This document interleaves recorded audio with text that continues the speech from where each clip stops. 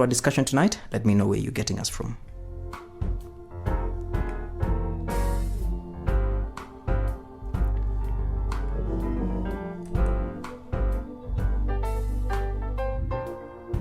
Yes, so as I try to get my guest into the line, I hope I can have her now in the line. Thank you so much for everyone who's listening to Light and Life Radio. This is Talking Point on Radio Light and Life 107.3 FM Kericho. I don't know if you can hear me. Hello? Yeah. Hello, yes, I can. Okay, very good. Thank you so much and welcome to Radio Light and Life. Thank you. Thank you so much for having me. Yes, I was telling people I have a guest in studio, so it's been a mystery. They didn't know who our guest is. So let's just maybe begin by an introduction of yourself. Who are you, basically? I'm glad for this opportunity. My name is Maureen Bett. I'm a wife to Harry Bett. And I've been married for the last 6 years. We have 2 children. And I'm a coach, a speaker, and a writer. Okay. Yeah. All right. Thank you so much, Maureen Bett. Thank you for talking to us. Yes. I know you are in the city that has a lockdown. The rest of us have a curfew. You are the one in a city that has a lockdown. Yeah. Yeah. So, in Nairobi. Yes. Thank you so much, Maureen. It's good to hear from you and it's good to know you. And of course, you're telling us you're from your introduction, you're a coach, you're a writer. You are. You also have explained very well that you're a wife and a mother of 2 children. Yes. Maybe before we just get into that, if anybody met you, Maureen, and asked you on the road, somebody you've never met, if they asked you, who are you? How would you describe yourself? Wow. If someone who doesn't know me. Yes, they have never met you. So apart from your name, if they ask you, who are you? How best would you answer that question?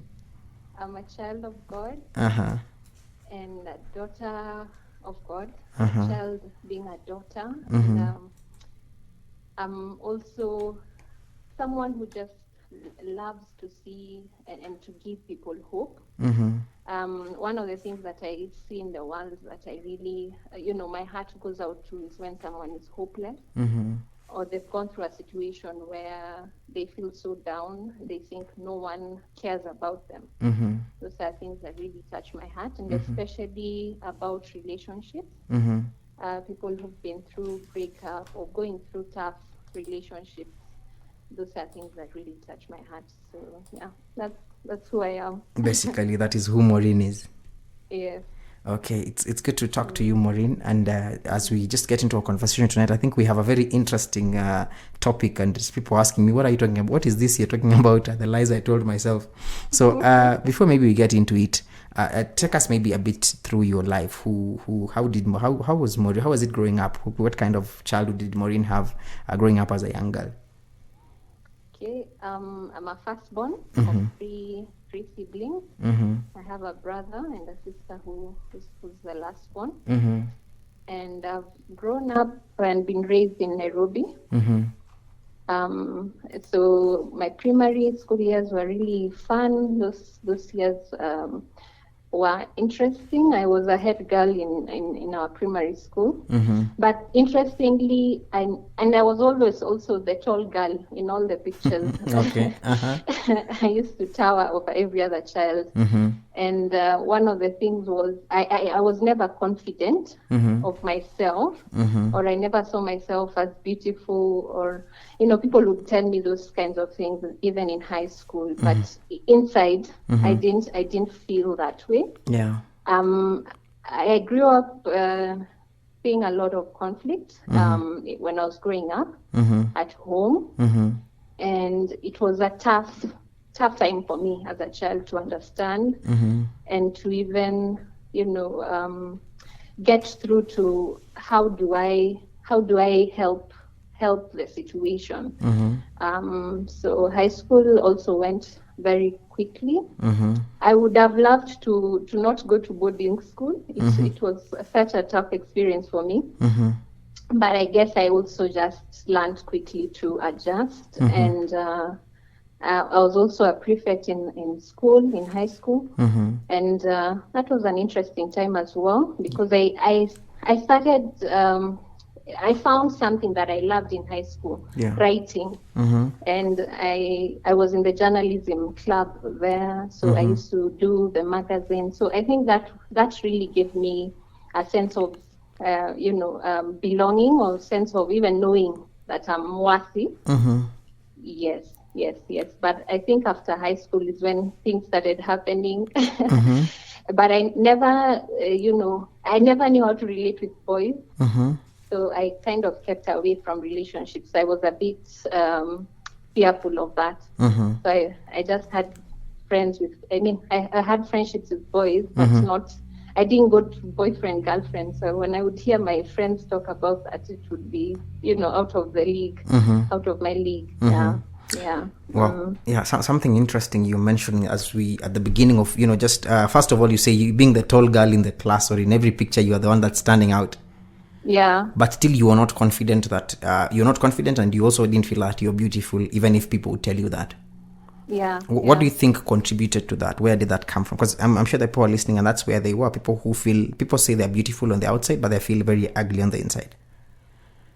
Wow. I don't know. Just, I became a Christian very early in my primary school years. My dad, my mom was a Catholic, and my dad didn't want us to be Catholic. So he looked for a church, and he looked for people some girls who would come and pick us up on Sundays. So we'd go. So my siblings and I got saved very early. So I knew about God and how God loves me. But you know how you can know things with your mind, but not know truly in your heart that you are fearfully and wonderfully made. And I think the disconnection was maybe the issues I had growing up, probably, that I wasn't able to connect that I'm beautiful as God says I am. And even as people tell me, inside I just didn't feel I am. And maybe I'd always been a person who wanted to please people. So things that I would do or say would be to please people. So early on, I also learned early to shield myself from pain. So I was the girl who didn't cry. Like, you would be looking at me, my situations, going through hard times, tough times, you'd expect I cry. I wouldn't have tears for that, to show my emotion. So I think just that shielding myself from pain. And so I, even if someone would tell me I'm beautiful, then I would just say thank you, but it doesn't get into me. I just feel maybe they're just saying that to make me feel good, or so I think self-esteem was a real issue for me. I can't point out exactly, but I think one of the things was I had a lot of baggage as a child. So that affected me and how I viewed myself as a person. Now let me ask, because people would tell you you're beautiful, and you'd just say thank you, and you'd not believe it. Let me ask, is that something you had? Did anybody at home from where you grew up, did anybody tell you you're beautiful? Of course, my relatives. Let's talk about the nuclear home. Like, this is maybe dad and mom. This is home. Like, this is where you come from every day. Did you hear that every day? I don't think I remember.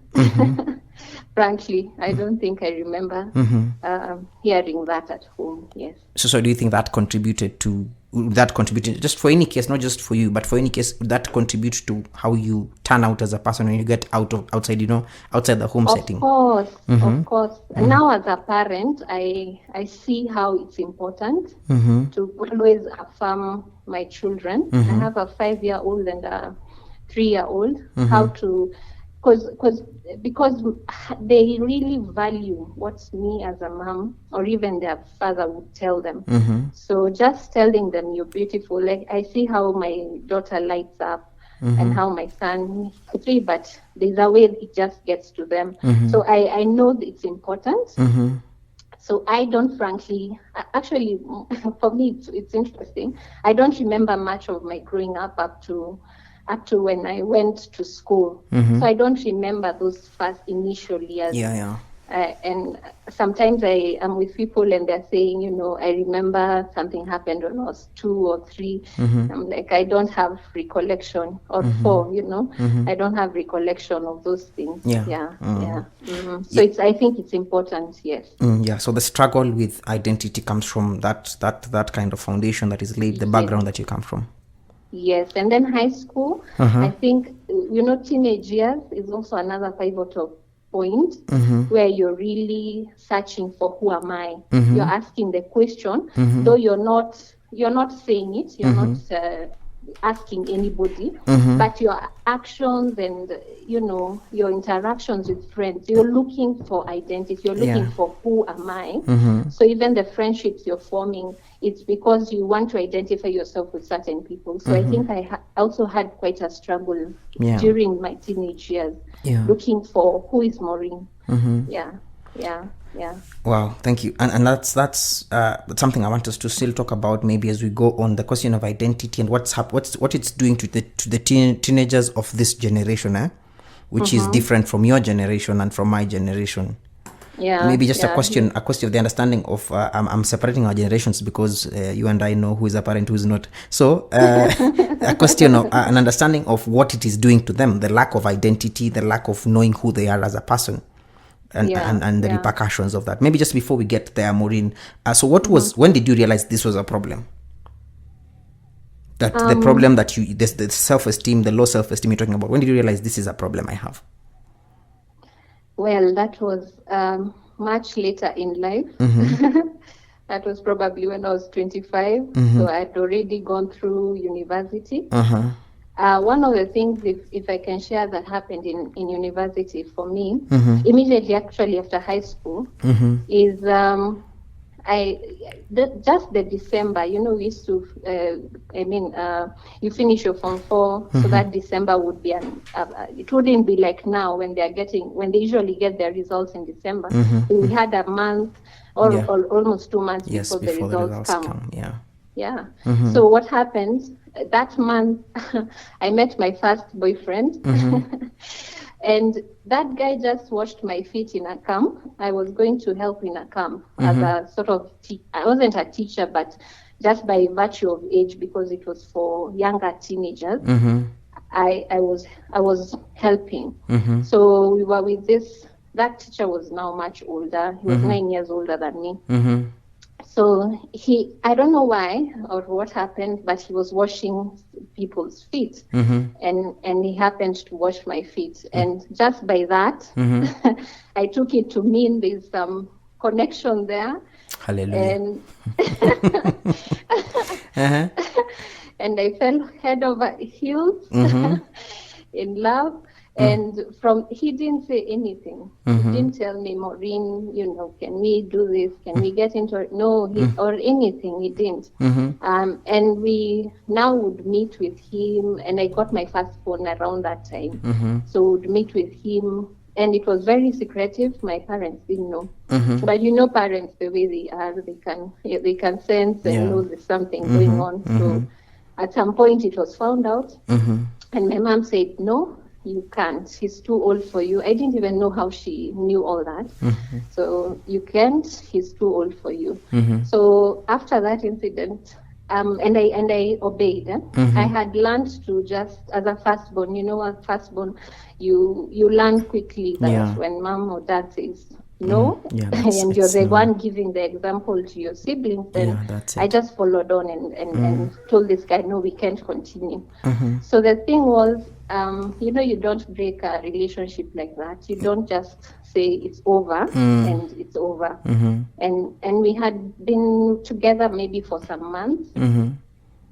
So when I told this guy, no, we can't be together, then I stayed like maybe 2 or 3 months. I found another guy, and by that time now I was joining university. And this other guy as well, the first day we met. So for me, because I had so missed the affirmation of knowing who I am and self-esteem. You say I just meet a guy, and if he has shown me interest, or I feel there's some interest, then I give my heart too quickly. So this guy, the first day of university, we're just reporting.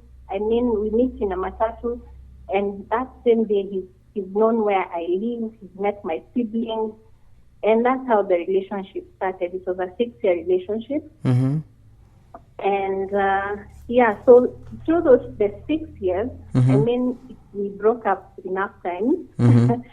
So it wasn't as if we were together all through. So we would break up maybe some months, after 2 years, break up again after 2 more years, then come together again. Yeah.